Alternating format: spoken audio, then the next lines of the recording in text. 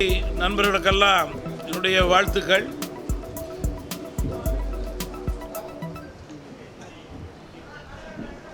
தமிழ் மாநில காங்கிரஸ் கட்சி நடைபெறுகின்ற பாராளுமன்ற தேர்தலில் தேசிய ஜனநாயக கூட்டணியின் சார்பிலே தமிழகத்தில் 3 பாராளுமன்ற தொகுதிகளில் போட்டியிடுகிறது.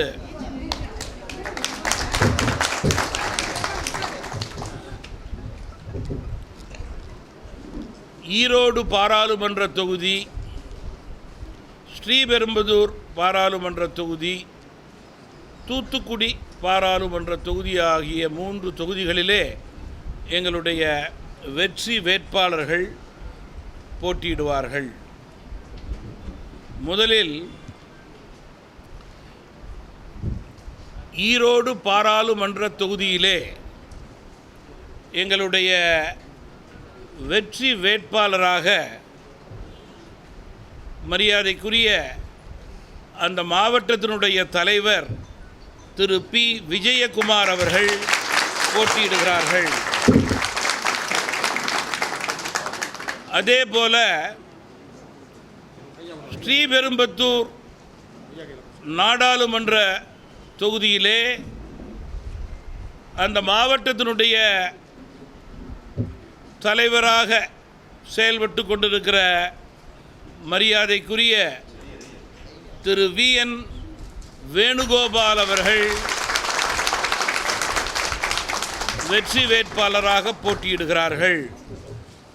இந்த இரு வேட்பாளருடைய பெயரை தமிழ் மாநில காங்கிரஸ் கட்சி இன்று அதிகாரப்பூர்வமாக அறிவிக்கிறது.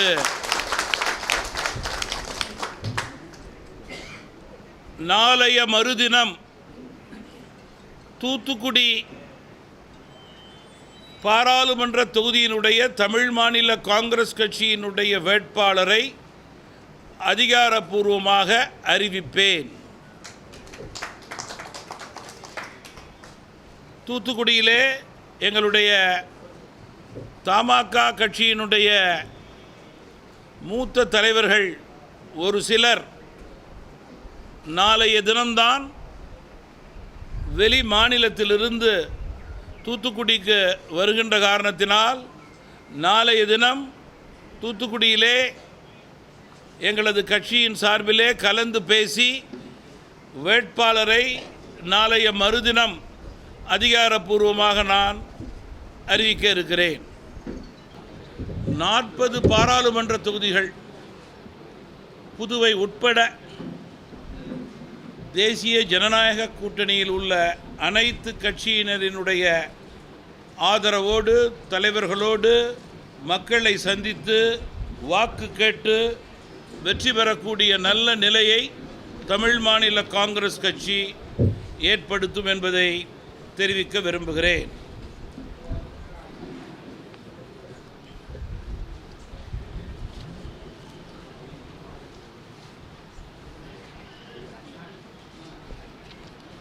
இருபத்தி 7ஆம் தேதி புதன்கிழமை அன்று நான் திருக்கோயிலுக்கு செல்ல இருக்கிறேன், ஆலயத்துக்கு செல்ல இருக்கிறேன், மசூதிக்கு செல்ல இருக்கிறேன்,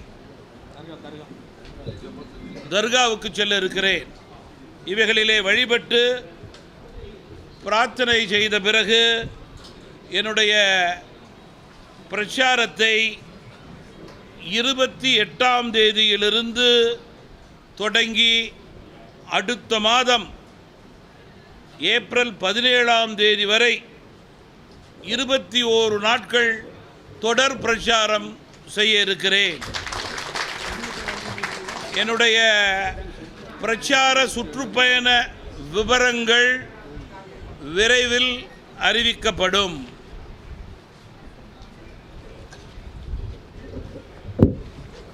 இன்றைக்கு இந்திய மக்களுடைய எண்ணங்களுக்கு ஏற்றவாறு மத்திய அரசு செயல்படுகிறது. அனைத்து தரப்பு மக்களுடைய எண்ணங்களை தொடர்ந்து பிரதிபலித்து கொண்டிருக்கிறது. அதன் அடிப்படையிலே வளமான தமிழகத்தையும் வலிமையான பாரதத்தையும் ஏற்படுத்தும் என்ற நம்பிக்கை மக்களுக்கு ஏற்பட்டிருக்கிறது. மக்களுடைய நம்பிக்கைக்கு ஏற்றவாறு மத்திய அரசினுடைய வளர்ச்சி திட்டங்கள், மக்களுக்கான பணிகள், சாதனைகளே எங்களுடைய தேசிய ஜனநாயக கூட்டணியினுடைய வெற்றிக்கு அடித்தளமாக அமையும் என்று நான் முழுமையாக நம்புகிறேன்.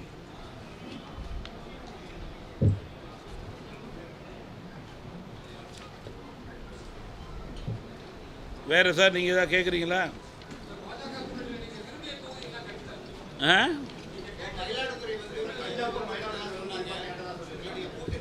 நீங்கள் பொதுவாக தமிழ் மாநில காங்கிரஸ் கட்சியை பொறுத்தவரையில் எந்த நிபந்தனைகளையும் எந்த தேர்தலிலும் எந்த கட்சியுடனும் எந்த கூட்டணியுடனும் எப்பொழுதும் கிடையாது. மாறாக அன்பு, நட்பு, மரியாதை, உழைப்பு, மிக முக்கியமாக கூட்டணியில் நம்பிக்கைக்குரிய கட்சியாக இருக்க வேண்டும் என்று நாங்கள் கருதுகிறோம். தமாகவினுடைய வழக்கம், பழக்கம் அதுதான். தமாகவின் தலைவர்கள் முதல் தொண்டர்கள் வரை அனைவரின் எண்ணமும் அதுவே ஆகும். எண்ணிக்கைகளை விட எண்ணம் முக்கியம் என்று நினைக்கும் கட்சி தமாக. கூட்டணி வெற்றி பெற வேண்டும். கூட்டணியில் உள்ள 39 தமிழகத்திலே உள்ள வேட்பாளர்களும் தமாக வேட்பாளர்களாகவே கருதி நான் என்னுடைய சுற்றுப்பயணத்தை செய்வேன். ஒவ்வொரு வெற்றியும் எங்களுடைய தனிப்பெற்ற வெற்றியாக நான் கருதுகிறேன். அதன் அடிப்படையிலேயே என்னுடைய சுற்றுப்பயணம் அமையும். குறிப்பாக 3வது முறை இந்தியாவிலே பாரத பிரதமர் நரேந்திர மோடி அவர்களது தலைமையிலான அரசினுடைய வெற்றி என்பது அவசியம், அவசரம், காலத்தின் கட்டாயம், நாட்டினுடைய உயர்வுக்கு தேவை என்று நாட்டு மக்கள் நன்கு உணர்ந்திருக்கிறார்கள். நாட்டினுடைய பாதுகாப்பு, பொருளாதாரம் இவைகளை முன்வைத்து இந்த தேர்தலுடைய வெற்றி என்பது உறுதி. அதில் மாற்று கருத்து கிடையாது. தேசிய ஜனநாயக கூட்டணியினுடைய வேட்பாளர்கள் ஒவ்வொருவருடைய வெற்றியும் மிக பிரகாசமாக இருக்கிறது. எங்களுடைய கூட்டணியினுடைய குரல் பாராளுமன்றத்திலே ஒலிக்கும். அதற்கேற்றவாறு என்னுடைய பணி அமையும். மேலும் தமிழ் மாநில காங்கிரஸ் கட்சியினுடைய மரியாதைக்குரிய மாவட்டத்தினுடைய தலைவர்கள், மாநிலத்தினுடைய மரியாதைக்குரிய நிர்வாகிகள், மாவட்ட நிர்வாகிகள், தமிழ் மாநில காங்கிரஸ் கட்சிகளுடைய அணியினுடைய தலைவர்கள், நிர்வாகிகள் எல்லாம் எல்லா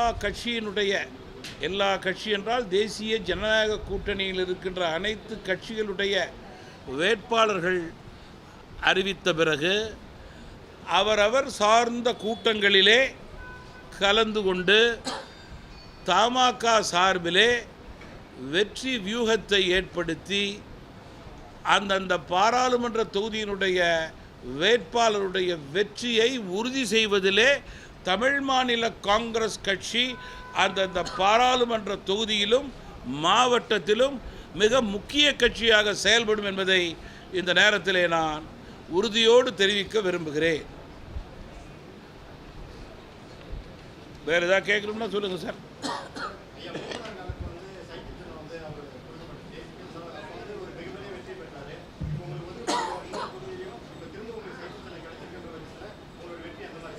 இன்றைக்கு தமிழ் மாநில காங்கிரஸ் கட்சியினுடைய ஆயிரக்கணக்கான தலைவர்களுக்கும் லட்சக்கணக்கான தொண்டர்களுக்கும் தமிழகம் முழுவதும் ஒரு மகிழ்ச்சியான நாள், மனநிறைவான நாள். காரணம்,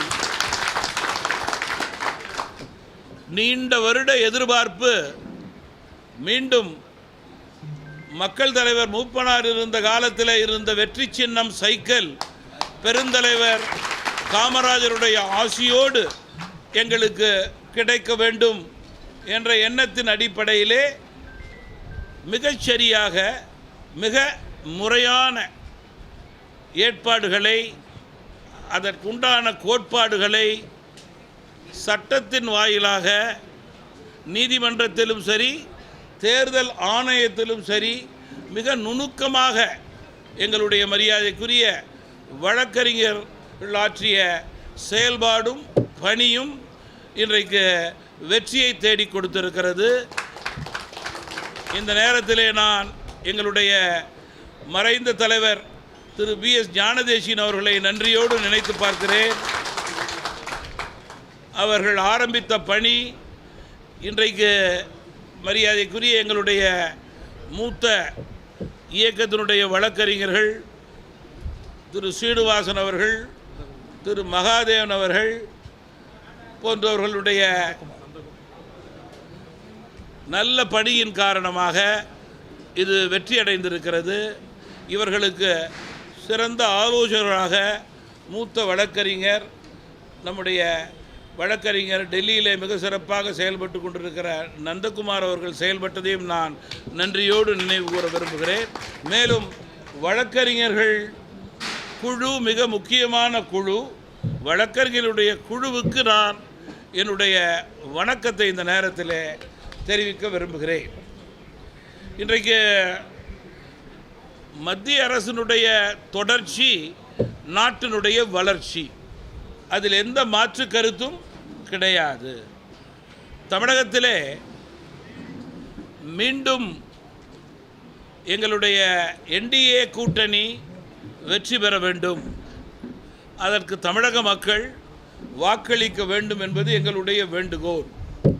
இன்றைக்கு திராவிட முன்னேற்ற கழகத்தினுடைய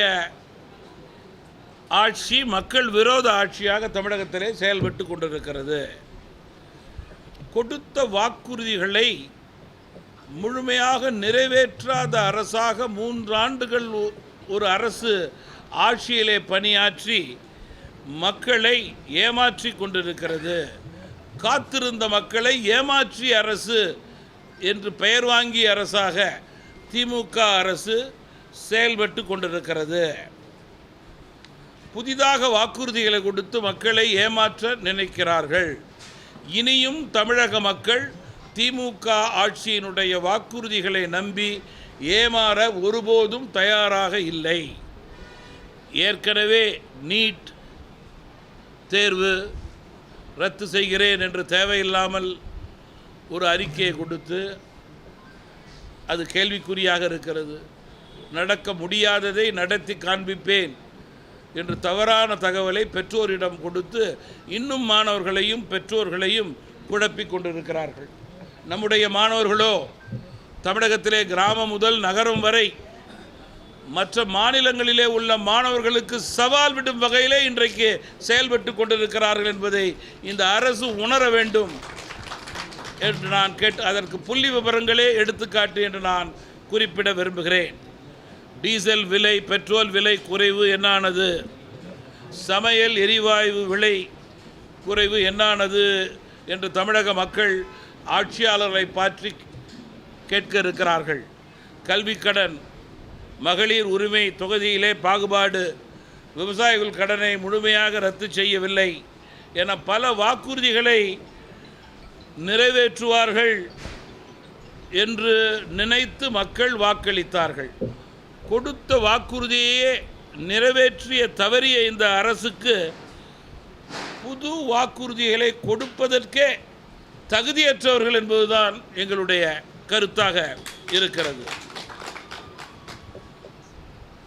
திமுக அரசை பொறுத்தவரையில் வாக்களித்த மக்களுக்கு கொடுத்த பரிசு வீட்டு வரி உயர்வு, சொத்து வரி உயர்வு, பால் விலை உயர்வு, மின்சார உயர்வு, பத்திரக்கடன் உயர்வுதான் என்று நான் குறிப்பிட விரும்புகிறேன்.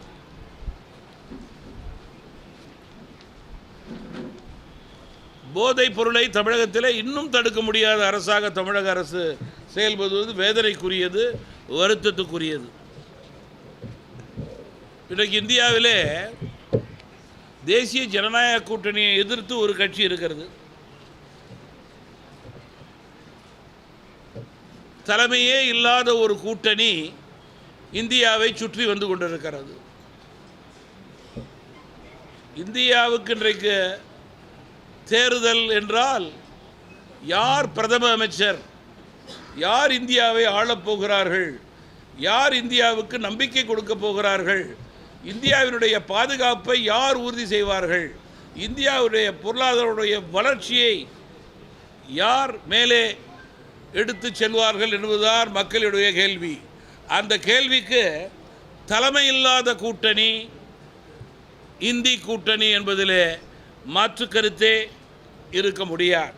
அதே நேரத்திலே தேசிய ஜனநாயக கூட்டணியினுடைய தலைமை பிரதமர் நரேந்திர மோடி தலைமையிலே வலுவான தலைமை, நம்பிக்கையான தலைமை, நாட்டினுடைய பொருளாதாரத்தையும் பாதுகாப்பையும் உறுதிப்படுத்திய தலைமை, பாதுகாப்புக்கு நம்பிக்கை கொடுத்த தலைமை என்று நான் இங்கே குறிப்பிட விரும்புகிறேன்.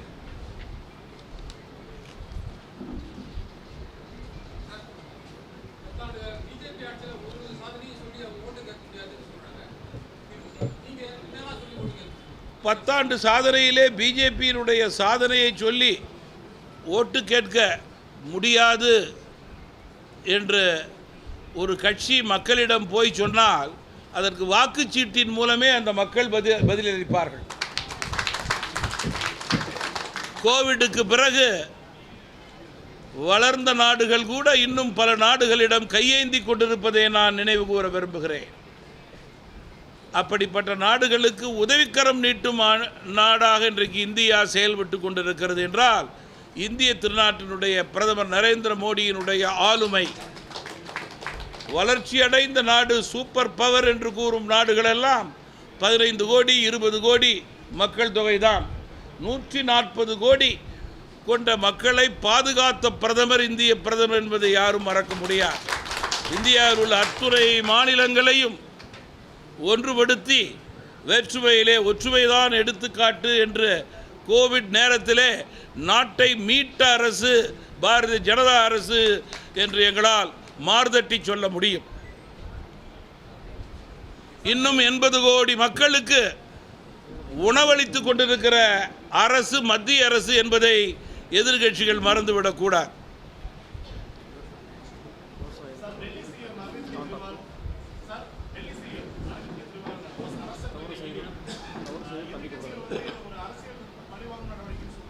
நீங்கள் தொடர்ந்து ஒரு வருட காலமாகவே டெல்லியிலே லிக்கர் ஸ்கேம்னு சொல்கிறாங்க. அதனுடைய தொடர்ச்சியை உங்களுடைய தொலைக்காட்சியிலும் பத்திரிகையிலும் படித்து அறிவுபூர்வமாக உணர்ந்து கொண்டாலே அதனுடைய தொடர்ச்சியினுடைய ஒரு பகுதியாக இன்றைக்கு படிப்படியாக கைதுகள், இன்றைக்கு முதல்வருடைய கைது என்று நம்மால் ஒரு சாதாரண மனிதன் கூட புரிந்து கொள்வான்.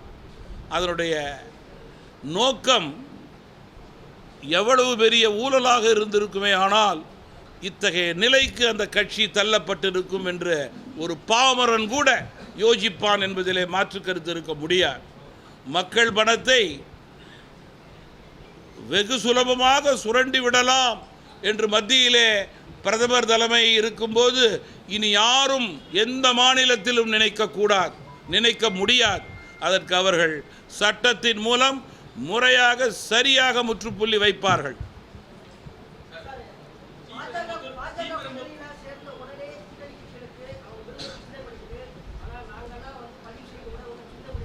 அந்த சின்னத்துக்கு உண்டான பேப்பர்ஸ்லாம் இருக்கா? தம்பி தம்பி தம்பி பத்திரிகை நண்பர்கள், உங்களை போன்ற ரிப்போர்ட்டர்ஸ் எல்லாம் ரொம்ப நுணுக்கமாக அறிவுபூர்வமான சமயங்களிலே சமாச்சாரங்களிலே மிக ஜாக்கிரதையாக இருக்க வேண்டும். ஒரு கட்சி ஒரு சின்னத்தை பெற வேண்டுமென்றால் சட்ட ரீதியாக அதற்கு பல கோட்பாடுகள் இருக்கிறது. அது மட்டுமல்ல, தேர்தல் ஆணையத்திலே பல கோட்பாடுகள் இருக்கிறது. அதை முறையே சரியே செய்தால்தான் வாய்ப்பு கிடைக்கும். அப்படி செய்யவில்லை என்றால் யாருக்கும் வாய்ப்பு கிடைக்காது. தமிழ் மாநில காங்கிரஸ் கட்சி முறையாக சரியாக காலக்கெடுவுக்குள், அந்த நேரக்கெடுவுக்குள் எங்களுடைய வழக்கறிஞர் பெருமக்கள் அந்த பணியை சரியே செய்ததின் அடிப்படையிலே அவருடைய உயர்ந்த பணிக்கும் கட்சி நாங்கள் செய்த மக்கள் பணிக்கும் எங்களுக்கு கிடைத்த அங்கீகாரமாக நாங்கள் இதை கருதுகிறோமே தவிர இதில் யாருக்கும் வக்காலத்து வாங்கவே முடியாது. அப்படி நினைத்தால் அது பொறாமை.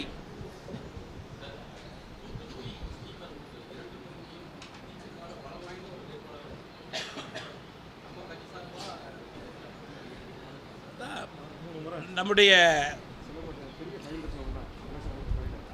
பாரத பிரதமர் நரேந்திர மோடி அவர்களது மிகப்பெரிய ஆதரவு, நல்லரசாக செயல்படும் மத்திய அரசு இந்த தேர்தலுடைய வெற்றிக்கு பிறகு வல்லரசாக இந்தியாவை மாற்றும். வளமான தமிழகம், வலிமையான பாரதம். 1. 2. பெருந்தலைவர் காமராஜர், மக்கள் தலைவர் மூப்பனாருடைய ஆசியோடு நேர்மை, எளிமை, தூய்மை, வெளிப்படைத்தன்மைக்கு சொந்தக்காரர்கள் எங்களுடைய வேட்பாளர்கள். வெளிப்படைத்தன்மையும் நேர்மையும் தூய்மையும் இந்த தேர்தலிலே வெல்ல வேண்டும். அதற்கு தமிழ் மாநில காங்கிரஸ் கட்சிக்கு மிகப்பெரிய வாய்ப்பு கொடுக்கப்பட்டிருக்கிறது. அது வெல்லும். ஜனநாயகமா பரநாயகமா என்றால் ஜனநாயகம் இந்த தொகுதிகளிலே வெல்லும்.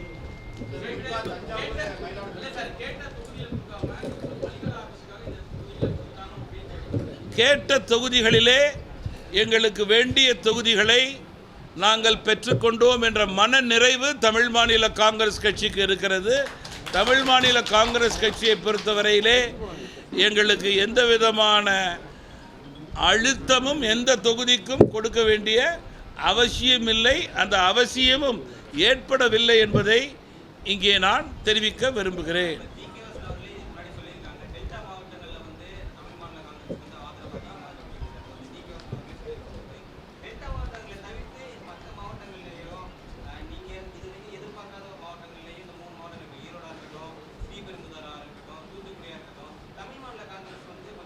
ஆமாம், நான் சொல்ல வேண்டிய பதில் அவரே கேள்வியை கேட்டுட்டா சார். டெல்டா மாவட்டம் பலமான மாவட்டமாக இருக்கிறது, அதில் மாற்றுக்கிறதே கிடையாது. மற்ற மாவட்டங்களை பலப்படுத்த வேண்டும் என்று பரந்த மனப்பான்மையுடன் இந்த 3 தொகுதிகளை நான் வாங்கியிருக்கேன். சட்டமன்ற தேர்தல் வரும்போது பகிர்ந்து கொடுப்பேன் சட்டமன்ற உறுப்பினர்களை. இந்த மாவட்டங்களிலே சட்டமன்ற உறுப்பினர்கள் பெற்று வெல்வதற்கு இந்த தேர்தல் அடித்தளம். இந்த தேர்தலிலும் வெல்வோம்.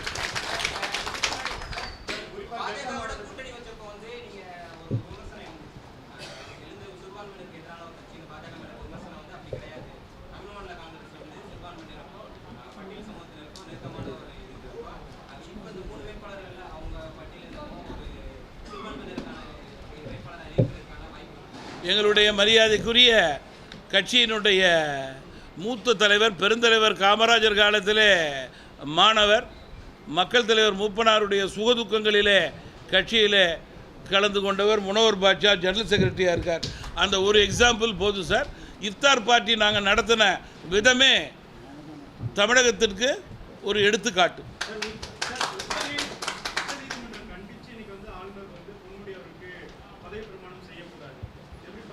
இல்லை, என்னை பொறுத்த வரைக்கும் சார், ஆளுநர் அவர்கள் முறையாக சரியாக தனக்கு வரையறுக்கப்பட்ட சட்ட திருத்தங்களை உணர்ந்து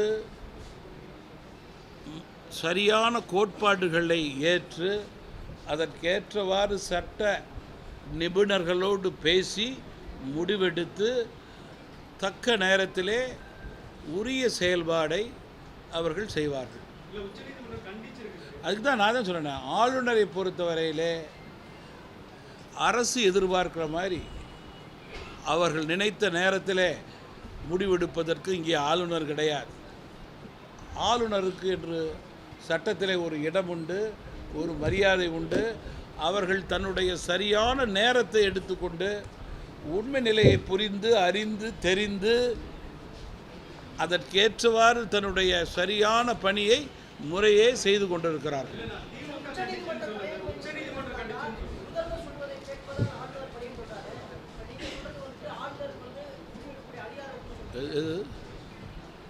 ஏன் சார், தயவுசெய்து நான் சொல்கிறத நீங்கள் கொஞ்சம் புரிஞ்சு கொள்ளுங்கள்.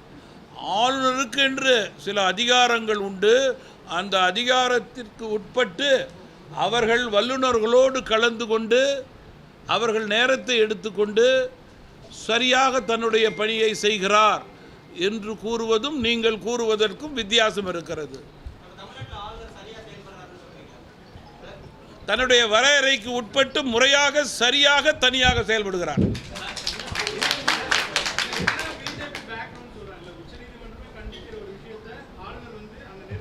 ஆளுநர் தன்னுடைய நேரத்தை சரியாக எடுத்துக்கொண்டு வல்லுநர்களை கலந்து கொண்டு சட்டத்திற்கு உட்பட்டு தான் இன்றைக்கு தன்னுடைய பணியை செய்ய போகிறார். உச்சநீதிமன்றத்துக்கு எதிராக ஆளுநர் என்றைக்கும் செய்யல. எப்படி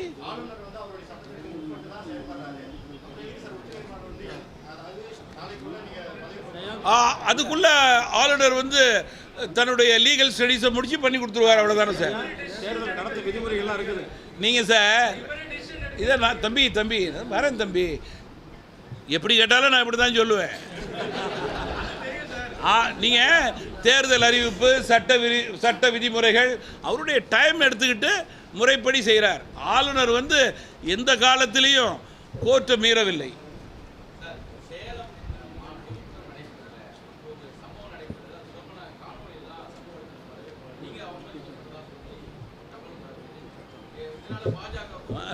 ரெண்டு சமாச்சாரம் அதுக்கு முன்னாடி சொல்லிடுறேன். அதனுடைய விடை அதிலே வந்துடும்.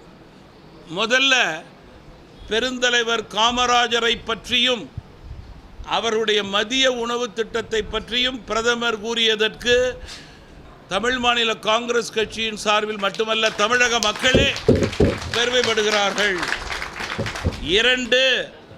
10 வருட காலம் இந்தியாவில் பிரதமர் அல்ல, உலகளவிலே மிக பிரபலமான இருக்கின்ற பிரதமர், எங்களுடைய தேசிய ஜனநாயக கூட்டணியினுடைய தலைவர், லட்சக்கணக்கானோர் திரண்டிருக்கின்ற ஒரு பொதுக்கூட்டத்திலே ஐயா ஜி.கே. மூப்பனார் அவர்கள் என்ற வார்த்தையை கூறி அவர்கள் அகில இந்திய அளவிலே மேலும் மேலும் உயர்ந்திருக்க வேண்டும், பிரதமராக வரக்கூடிய வாய்ப்பு அவர்களுக்கு கிடைக்கவில்லை என்று அதற்கான காரணத்தை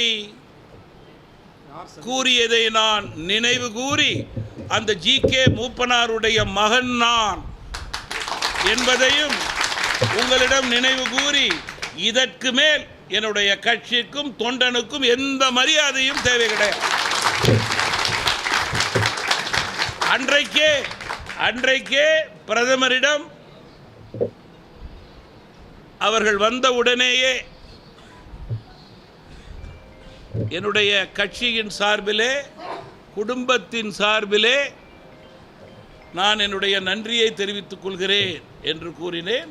பிரதமரின் கையை பிடித்து சொன்ன வார்த்தை, இதெல்லாம் நான் சொல்கிறது கிடையாது, நம்முடைய நலன் விரும்பிக்காக இதை நான் சொல்ல வேண்டிய கட்டாயத்தில் இருக்கேன். என்னுடைய கையை பிடித்து பிரதமர் அவர்கள், unfortunately Vasan Moopanar was not able to become the prime மினிஸ்டர்னு நடந்து போனார். அதான் நடந்தது. சுற்றி இருந்த தலைவர்களெல்லாம் கேட்டுக்கிட்டு இருந்தார்கள். எங்களுக்கு இதில் சுய விளம்பரம் தேவையில்லை. ஒரு பிரதமர் பேசுவது தமிழனுக்கு பெருமை, தமிழகத்திற்கு பெருமை. இது அன்றைய கூட்டத்தினுடைய செய்தி அல்ல. பத்திரிகை நண்பரே, இது வரலாற்று செய்தி என்பதை மனதிலே வைத்துக் கொள்ளுங்கள். வரலாற்றை, தமிழகத்தினுடைய வரலாற்றை யாரும் மறைக்கவும் முடியாது, அழிக்கவும் முடியாது, மறக்கவும் முடியாது. அடுத்தது சார்,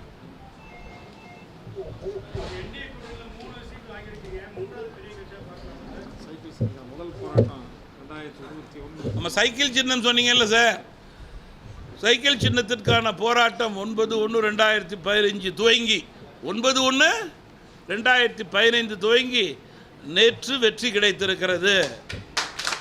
கிட்டத்தட்ட எவ்வளோ நாள், 9 வருடங்களுக்கு பிறகு எங்களுக்கு வெற்றி கிடைத்திருக்கிறது. அதனுடைய பேப்பர்ஸ் எல்லாம் இதில் இருக்குது. நான் வந்து எவ்வளோ நாளாக என்டிஏல இருக்கேன், 5 வருஷம் 5 இயர்ஸாக இருக்கேன். நான் வந்து என்டிஏல முழுதாக 5 வருஷமாக இருக்கேன். எனக்கு ஒன்றும் ரெக்கமெண்டேஷன் அவங்க சொல்லலையே வாங்கி கொடுக்கறதுக்கு.